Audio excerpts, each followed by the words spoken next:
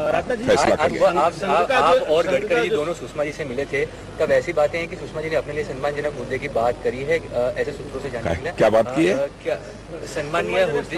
अरे नहीं, बिल्कुल नहीं।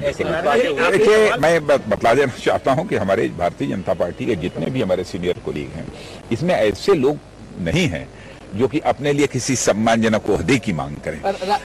ये तो कभी कल्पना भी नहीं की जा सकती। ये सब सारी बेबुनियाद और निराधार खबरें हैं। राजन जी, एक सवाल यह है कि मान लीजिए अगर 272 का जो आंकड़ा है ये नहीं छू पाता है एनडीए, और ऐसी कंडीशन में क्या ऑप्शंस खुले रखे होंगे? क्योंकि कई बार दूसरे दल से सपोर्ट की बात भले आप कर रहे हैं, लेकिन क्या उनके सपोर्ट के लिए आप लोग या पार्टी? पहला प्रश्न तो ये खड़ा होता है कि हम क्यों मान लें, क्योंकि जितने भी एग्जिट पोल के नतीजे आ रहे हैं, एग्जिट पोल के नतीजों से यह पूरी तरह से स्पष्ट हो चुका है कि बीजेपी एनडीए को क्लियर मेजॉरिटी मिलने जा रही है।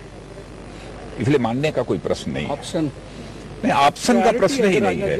हर मैं बिल्कुल स्पष्ट कर देना चाहता हूं ये दो टूक शब्दों में कि हर कीमत पर नरेंद्र भाई मोदी ही प्रधानमंत्री बनेंगे। आरएसएस का जो सर्वे है उसमें एग्जिट पोल का जो सर्वे है बहुत कम से दिखाई जा रहा है। आरएसएस कभी अपना सर्वे नहीं कराता है। पहले तो मैं ये बात की जाए पार्टियों के, तो बीजेडी, एनसीपी और दूसरे जो अहम दल हैं उनमें प्रायोरिटी किसको होगी? क्योंकि बीजेडी प्रायोरिटी का सवाल नहीं है। मैंने कहा कि यह देश इतना बड़ा है, इतने बड़े देश को चलाने के लिए सभी राज्यों के जो प्रमुख दल हैं, यदि उनका सहयोग यदि प्राप्त होता है तो हम लोग उसका स्वागत करेंगे। राजा जी, आप मान रहे हैं कि आपको 272 से प्लस सीटें मिलने वाली हैं, तो फिर दूसरे अलायंस की जरूरत क्यों है? क्यों आप दूसरों को साथ देंगे? देखिए, सरकार चलाने के लिए 272 की मैजिक फिगर चाहिए, लेकिन इतना बड़ा देश चलाने के लिए मैं समझता हूं कि सभी का सहयोग चाहिए। आज के मुद्दों पर बात है, अगर थोड़ा सा 2-3 हाईलाइट आज के प्रमुख मुद्दे क्या रहे हैं जिन पर भाई वही सारे मुद्दों को ही तो चर्चा की। कोई गैर मुद्दों की अथवा नॉन इश्यूज की मैंने चर्चा नहीं की। ये तो हमारे प्रश्न थे राजन जी। मैंने कहा ना कि मैंने उनसे कहा कि 16 को चुनाव परिणाम आ जाने के बाद 17 मई को आप दिल्ली पधारिए।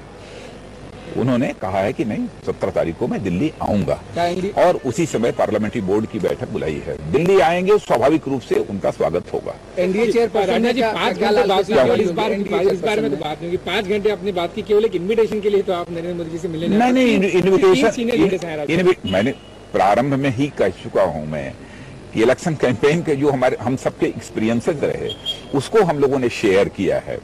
तो इलेक्शन कैंपेन के एक्सपीरियंसेस को शेयर करना 5 मिनट में समाप्त हो जाएगा, उसके लिए समय लगेगा। क्या एनडीए चेयरपर्सन के तौर पर लाल कृष्ण आडवाणी को आप या पार्टी आगे करेगी? आडवाणी जी हमारे वरिष्ठ नेता हैं, सम्मानित नेता हैं, हम सबके मार्गदर्शक हैं। जो कुछ भी हम लोग फैसला करेंगे, सब लोग मिल बैठकर साथ ये सब सारे फैसले करेंगे। जी, आपने कहा कि 17 को नरेंद्र मोदी दिल्ली अब भी नहीं निकल पाया कुछ। 16 को नहीं आएंगे क्या? 16 को वाराणसी नहीं आएंगे? 16 को नरेंद्र जी 16 तारीख को दिल्ली नहीं आएंगे? वाराणसी 16 तारीख को चुनाव पड़ा, मैंने कहा है कि 17 को आइए।